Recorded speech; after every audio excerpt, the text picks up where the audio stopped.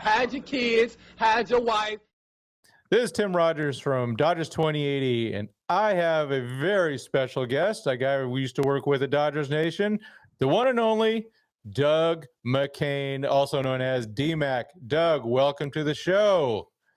My guy, Mr. Tim Rogers, excited to be here. You know, you're my guy. Done a lot of interviews, Mookie, Andrew Friedman, those kind of types. But Tim, you're my number one, man. First interview I ever did as someone from Dodgers Nation. Really? Oh, that's cool. Way back in the day when I was in Santa Monica during, I think, COVID era. There was 2019 or something like that. But yeah, for sure. Yeah, tell us a little bit about yourself and, you know, your role at Dodgers Nation, what you've been doing now. Yeah, so now we got Dodgers Dugout Live. It's Monday through Friday in the mornings. And really, it's a live stream where we're including fan chats and we're talking to the fans. We're doing 3 segments a day. We're breaking it down, in-depth analysis, but also bringing about 2-3 interviews per week. So really, it's a show that's more of lots of analysis. We get into this stuff, but we got the fans, we break it down, and then we bring in the interviews, and it's all at our studio, our revamped studio out there. So we got Dodgers Dugout Live Monday through Friday. Of course, the Dodgers Nation post-game show host, so I'm your shoulder to cry on.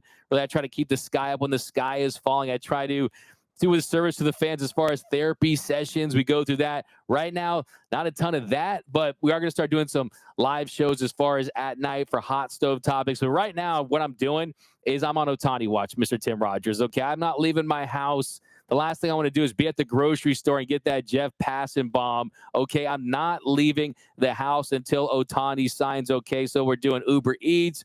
We're getting the groceries delivered. Not leaving. Yeah, I'm the same, man. And, you know, you don't want to have to repeat your JD Martinez breaking of that news. Yeah, exactly. From the parking lot, that's a classic. Awesome, Had to do it, man. Had to do it. Hey, content's content. So speaking of Ohtani, let's talk about Captain Obvious. I straight up, what do you think the odds are that the Dodgers sign Shohei Ohtani? I would put it at 51%. 51% meaning that they have just a little better of a chance than any other team out there. I think the Cubs are a team to watch. I think you saw the rumor about them and Bo Bichette. Would they be a team to go after Bo Bichette and Orlando Ohtani? Or are they trying to stack the deck and saying, hey, Shohei, we're going to go out there and make some other moves to increase our chances of winning because they have some prospects that they could use. You got Steele, you got some pitcher, so you got a first baseman you need to replace and try to put in that position there. So I think they need to find some pieces. Cubs are team I'm looking at. The Giants are the team that keeps me up at night just because Farhan Zaidi didn't get Aaron Judge. The fact that Giants organization, they're up there with the Yankees, with the Dodgers, as far as spending power to go and try to offer a Judge, then pivot to a Carlos Correa, where if the medicals worked out, he'd be on the Giants for over $300+ million. So they have money in their pockets. They have cash to spend. Attendance is down in San Francisco unless they're playing the Dodgers, right? We have to help them every single year get their attendance numbers up. So the Giants are a team that scares me a little bit. I do wonder if I'm Shohei Ohtani and I look at that Giants team, they know how to use their 1 through 26 pretty much better than any team out there, just as good as far as utilizing players up and down the lineup. You got Bob Melvin back. How do you feel about that? Giants are contender, but I think the Dodgers are a team where if it's truly about winning, and you're a fool if you say to yourself, oh, I'm going to go to this team, X team, because that team's going to win me a World Series. Ohtani's too smart to know that's unrealistic, right? You haven't had a repeat champion since 2000. Haven't had it in the National League since the 70s, right? You can't say, oh, if I go to the Rangers, oh, they're going to win because they won last year. When we haven't seen a repeat champion, right? If you want a ticket to the dance, though, 11 consecutive postseason appearances, you still have tons of talent. Mookie, Freddie Freeman, Will Smith. You got a deep lineup. And I also, if I'm Ohtani, you know, part of that pitch is saying, we're going to trade these prospects to get starting pitching. We're going to go out there and try and maybe sign a Yamamoto, a Snell, a Montgomery, a Sonny Gray, some of these other pitchers. So they're going to fortify this rotation. And on top of this, we just got done talking about the farm system, right, Tim? Yep. They can replenish. It's not always about who they draft, and they're always drafting towards the bottom. Don't have the same amount of international signing bonus pool money, but they find a way to scout, get guys, and move them in their system. And I'm saying if I'm Ohtani, must sign a 10-year deal, years 6 and 7. Can the Dodgers still help me compete? Well, they've proven just that. So I still think the Dodgers have the best shot of any team out there. Feels like he's going to be a Dodger to me. Yeah, me too. I keep getting more optimistic about it. I just don't want I don't want to get a broken heart on that one. But Yeah, do you, Tim? Question for you: do you see yourself going back and forth? Because I like no joke. I was in the shower right now getting ready for this, and I literally my Ohtani like positivity switch went on, and all of a sudden I was like, oh wait, he is going to be a Dodger. Over the last couple of days, I was trying to talk myself into him not being a Dodger, maybe going to the Giants or emotional damage, like the Cubs, the Red Sox, something like that. And for some reason, it just kind of hit me that, look, this is someone, he's established roots in Southern California. He says the Dodger Stadium is his favorite place to play. If you look at this market too, if you're trying to truly maximize your brand and you're not going to sign with the New York Yankees and you want to play for the marquee franchise on the West Coast that has the closest travel time to Japan, the Dodgers just make too much sense for him not to sign with this team. Baseball needs it. I think Ohtani needs it. I think Dodgers fans need it. Like I said, give him an ownership stake. Shohei Ohtani. I'm cool with it. I don't care what it takes. Question I have for you, Tim, too. Yeah. We talk about, okay, are they going to spend the money? Look at the AAV. Most of these contracts, when you sign a free agent, you usually sign them because you are willing to pay that free agent more money than anyone that was able to, right? Right. So usually you're underwater at the end. Do you truly see Ohtani as a possible investment when you consider the marketing and sponsor opportunities? Because I kind of go back and forth. Crazy. 500, 600 million at the end of the day. Exactly. No, that's exactly right. And the Dodgers know that.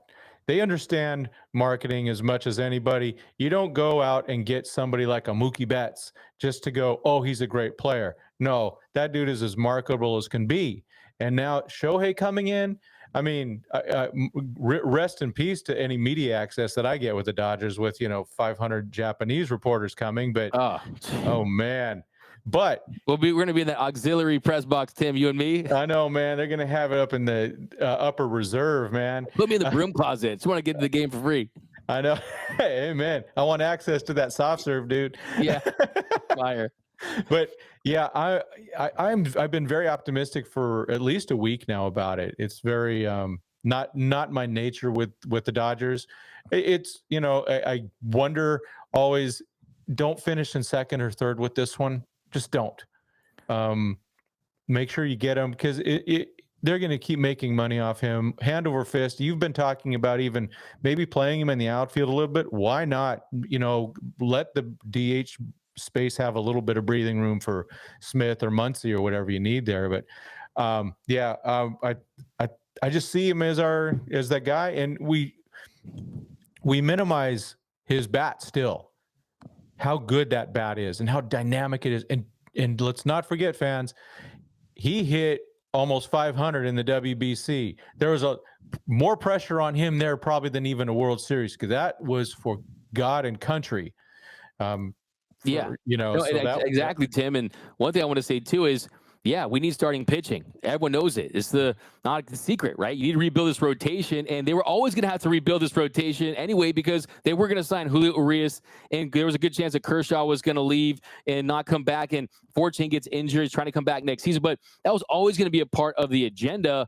But why did they lose last year? It was because of the offense. It was because of the bats. And Shohei Ohtani, you and I have played in the same amount of postseason games as Shohei, right? Yeah. And I don't want to hear it, though. Okay, I do not want to hear that because he's someone that his bat's going to translate to October. He's someone going to hit over 300, hit over 40 home runs. His bat alone, I think, is going to change this entire offense. Now, don't mean to take over your show or anything like that, but I really just wanted to take advantage of this, Tim, because I have you here and I want to get your inside expertise. Yeah. Where do you bat him in the lineup?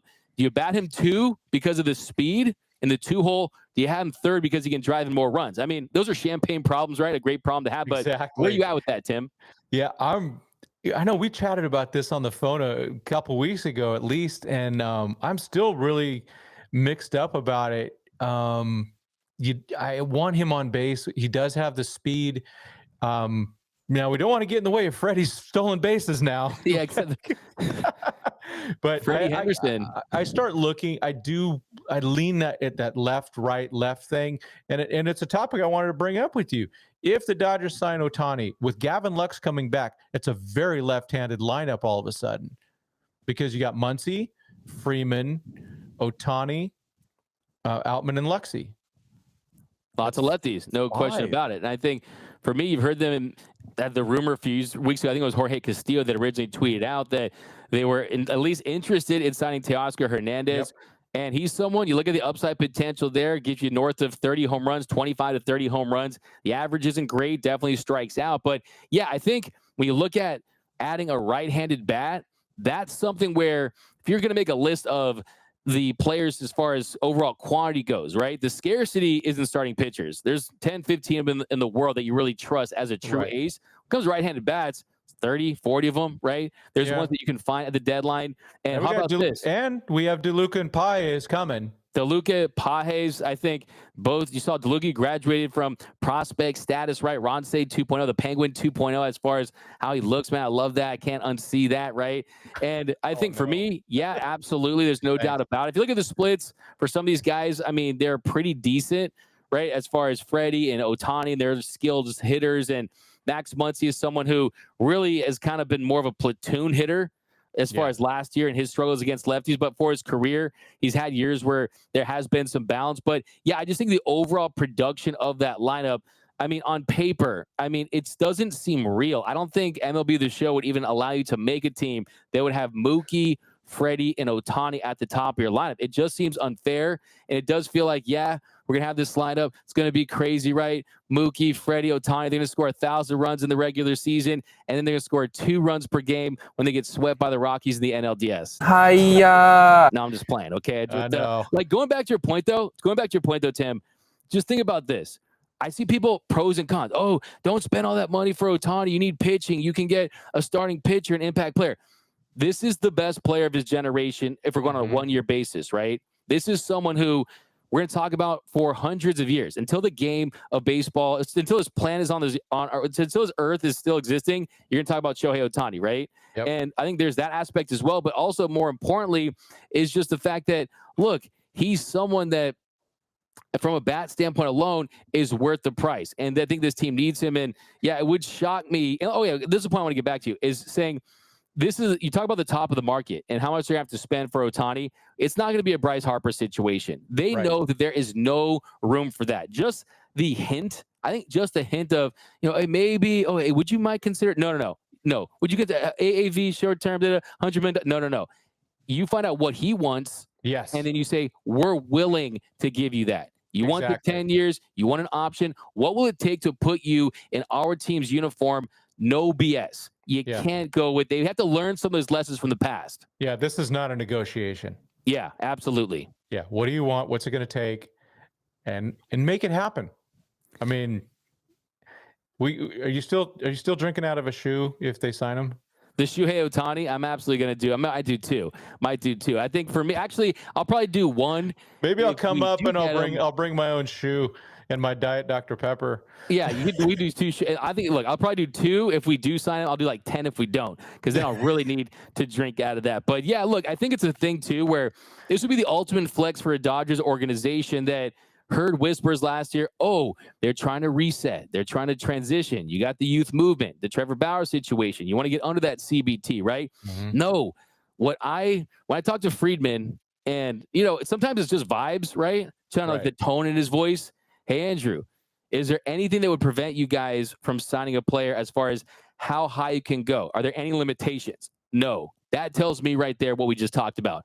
That if Ohtani wants to be a Dodger, I don't think money is going to be a factor. I truly believe that this is the very first time since Friedman took over in the Guggenheim Group, the very first time. Last year, Aaron Judge didn't call the Dodgers and say, okay, Yankees got me at $360 million. You guys going to go to 400? Dodgers not saying yes to that, right? Right. Same thing with Correa. Looking when Garrett Cole's a free agent, right? 340. How about that? Dodgers, we're stopping that at 8 years, $300 million, right? This is the first time that we're ever going to see them truly say, no one is going to outbid us for a player because of how badly we want this. I don't know if you saw the reports a couple weeks ago, how Friedman is obsessed with him, right? Yeah. When I interviewed him, I was showing him a slideshow of some of his old pictures. Yeah. I slipped in a picture of Shohei Ohtani in a Dodgers uniform. The man was outright giddy. Yeah. The man was laughing and smiling. That looked like a guy that wants that player in his team, and he's willing to do whatever it takes to make it happen. Some pictures here. You guys got those queued up? Oh, boy. My friends from Tulane sent me these. Well, there's a Little League picture. All right. There we go. That. Probably the All-Star team on that one, right? I got the next one. There we go. Got Andrew Freeman right there, bottom left. A mean mug in it there. Tell you next one we got. There we go. I need that Andrew Friedman throwback. That's my holy grail throwback. It's a nice Tulane mock turtle. The mock turtle up there when those were big. Yeah. Next one we got. Oh, I don't know how that got. Who put that up there? I don't know how that got there. Okay, the next slide. And that was a classic moment. That was my favorite part of that. I'm just going for. I know he can't say anything, Tim. Right? Yeah. But I'm just trying to look at like how does he react. You know? Well, yeah, because he sometimes that poker face doesn't show up. Like, you know, exactly. When Freeman was going to sign and he's getting interviewed and he can't stop smiling. I want to ask you, level of interest in Freddie Freeman. He is a really, really, really good baseball player.